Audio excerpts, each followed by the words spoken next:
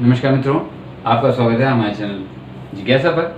मित्रों, आज हम आपको बताएंगे कि फाइबर केबल, फाइबर ऑप्टिक्स के नाम से आप इसे जानते हैं।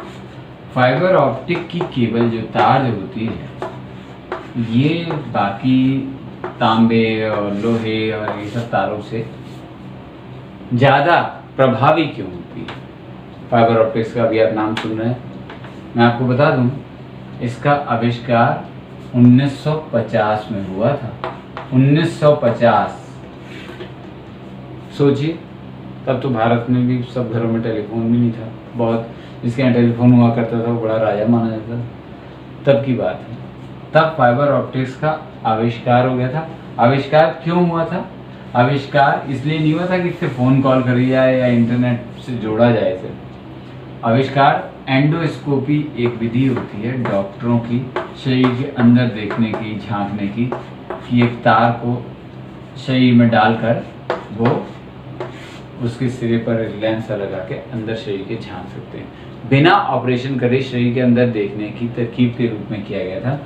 बाद में 1960 में कुछ वैज्ञानिकों ने पाया कि ये तकनीक फ़ोन कॉल करने के भी बहुत बढ़िया काम में आ सकती है। तो फाइबर ऑप्टिक, फिर देखिए दोस्तों, मैं आपको सारी चीज़ें थोड़ी समझाता चलता हूँ।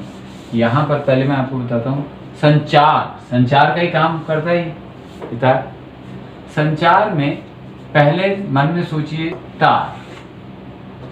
तार से जो आपका जाता है संदेश या जो भी आपका डेटा जाता है तार से, वो इलेक्ट्रॉन्स के रूप में जाता है। इलेक्ट्रॉन आप बत्ती का करंट भेज रहे हैं, या पहले फ़ोन कॉल होती थी, फ़ोन जो लैंडलाइन फ़ोन होते हैं वो तार से जुड़े होते हैं। आपके संदेशों को पहले उसमें बदला जाता है इलेक्ट्रॉनिक कूट संदेशों के रूप में, फिर उस तार में जाते हैं, फिर दूसरी तरफ से जाके दूसरे फ़ोन पर, दूसरे उपकरण पर वो वापस एक ध्वनि संदेश के रूप में बदले जाते हैं। इस तरीके से वो दूसरा आपकी आवाज़ सुनता है, या बाकी कोई काम जो अगर डाटा, संदेश, इंफॉर्मेशन, जानकारी वगैरह भेजी जाती है, उसमें सब में यही होता है। अब सेल फोन की बात करते हैं। सेल फोन में क्या होता है? रेडियो तरंगों का इस्तेमाल होता है। इन्हें वायरलेस या तार रहित बेतार क्यों कहते हैं? रेडियो तरंगों का इस्तेमाल होता है। ये आसपास किसी न किसी टावर से जुड़े रहते हैं सेल फोन सारे, और रेडियो तरंगों से इनसे एक खास आवृत्ति की रेडियो तरंग से वो उसे पहचान जाते हैं कि इस फ़ोन से मुझे ये काम करना, ये अपने जो इसका काम है वो करना शुरू करता है, संदेश देता है, और जहाँ पे सारी मशीनें फिर वो काम करती हैं जो आपका, जैसे आपने कोई नंबर मिलाया तो नंबर पहले यहाँ से टावर को संदेश जाएगा, ये नंबर मिलाना है। टावर वो उस मुख्य मशीनरी तक भेजेगा इस बात को कि उस नंबर को मिलाना है, और वो मुख्य मशीनरी उस फ़ोन पर जाकर घंटी बजाएगी। ये सब बहुत सेकंड के हिस्सों में हो जाता है, इसलिए आपको पता नहीं लगता। तो इसे बेतार या वायरलेस तरीका भी कहते हैं संचार का। एक तीसरा तरीका है दोस्तों, वो मैं आपको बताने जा रहा हूँ। तीसरा तरीका है तार का ही है। मैं आपको बताऊं कि पृथ्वी पर पहले, भाई मुझे भी यही लगता था कि पृथ्वी पर उपग्रहों का पूरा जाल बिछा हुआ है, और उपग्रह क्या करते हैं, जैसे आपको इंटरनेट चाहिए, आपने इस केंद्र से संपर्क, इस केंद्र से सेवाएं लेनी है, ये यहाँ से यहाँ भेजेगा। अब आप यहाँ हैं तो आपको यहाँ मिलेगा, सीधे तो यहाँ से यहाँ भेज नहीं सकता, बीच में पृथ्वी है। मान लीजिए आप यहाँ हैं तो ये इसे भेजेगा, ये इसे भेजेगा, यहाँ है तो इसी तरीके से आपको यहाँ से यहाँ संदेश मिलेगा, है ना। दूसरों की छोड़िए, पहले मैं खुद समझता था कि इंटरनेट सारा इस प्रणाली, संचार प्रणाली, इस तंत्र पे उपग्रहों के निर्भर करता है। ऐसा नहीं, समुद्र में, समुद्र के अंदर बनी हुई है फाइबर ऑप्टिक केबल बिछी हुई है, बहुत मोटी, और दुनिया का 85% इंटरनेट इससे आता है। अब आप जरा सोचिए, इंटरनेट आप सोचते हैं उससे आता है, उपग्रहों से केवल 15% आता है, इससे 85% आता है। क्यों आता है इससे 85%? क्योंकि इसकी काम करने की क्षमता निराली होती है। ऑप्टिक फाइबर कैसे काम करती है? ऑप्टिक फाइबर ऐसे काम करती है दोस्तों, एक मुख्य नली होती है जिसे कहते हैं कोर नली, ये समझिए, आपको दिखाने के लिए बहुत पतली होती है, आपके बाल से भी पतली होती है, आपको दिखाने के लिए इतनी मोटी बनाई है। इसके ऊपर एक क्लैडिंग की परत, दूसरी नली चढ़ी होती है, यानी एक नली उस एक सोचिए एक ट्यूब के अंदर ट्यूब पड़ी हुई है, ऐसी कल्पना करिएगा। प्रकाश इसके अंदर जाता है, प्रकाश के अंदर चूंकि नली बहुत पतली होती है तो बहुत ज्यादा कोण पे टकरा नहीं पाता है, इसकी दीवार से भी टकराता है तो बहुत कम कोण से टकराता है, और जब कम कोण से टकराता है तो पूरा का पूरा प्रकाश परावर्तित होता है, पूर्ण आंतरिक परावर्तन कहते हैं इसे।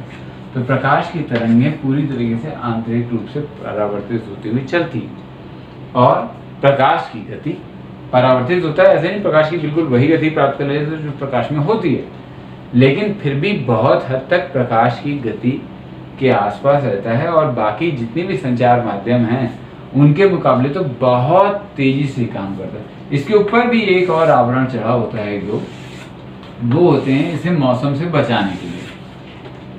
अब यही चीज अगर पहली बात तो और चीज में करी जाए तो क्या होगा, जैसे आपको तांबे की तार अगर हम लें तो इसमें इलेक्ट्रॉन जो चलते हैं उनका विकिरण भी होता रहता है, थोड़े बहुत इलेक्ट्रॉन छोड़ छाड़ के भागते भी रहते हैं, इसीलिए जो बहुत हाई वोल्टेज के तार होते हैं बिजली के, आप देखो उनके आसपास आवाज आती है, उनके आसपास वैसे जाने की कोशिश ना करिएगा, क्योंकि उनमें इलेक्ट्रॉन इतने ज़्यादा विकिरणित हो रहे होते हैं कि उन इलेक्ट्रॉन की वजह से आपका संपर्क बन जाता है उन तारों से, और आप उन तारों की ओर खींच के अपनी जान ले। तो ऐसा कुछ अपने ऊपर आप कोशिश भी ना करें, लेकिन कभी कभी आपने महसूस किया होगा कि बहुत हाई वोल्टेज तार के आसपास कहीं ही सी आवाज, वो इन्हीं इलेक्ट्रॉन के विकिरण की आ रही होती है। फाइबर ऑप्टिक में ऐसा कुछ भी नहीं होता, नुकसान भी नहीं होता, लंबे समय तक भी चलते हैं। एक और चीज़ होती है कि मान लीजिए कभी तार कहीं से थोड़ा बहुत टूट भी गया तो भी ये प्रकाश यहाँ से बिल्कुल ऐसा नहीं बिल्कुल ही बिखर जाए,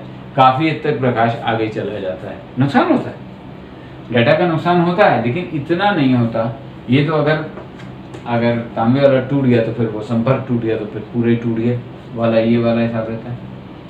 तो ये इस मामले में फायदेमंद रहता है। यहाँ पे काम ही कैसे करते हैं, बिल्कुल वैसे ही जैसे फ़ोन का, कि आपकी दी गई डाटा जानकारी जो भी आप इसके सहारे भेजना चाह रहे हैं, तो आपका उपकरण उन्हें प्रकाश की किरणों के रूप में बदल देता है, एक खास किरण के पैटर्न के रूप में।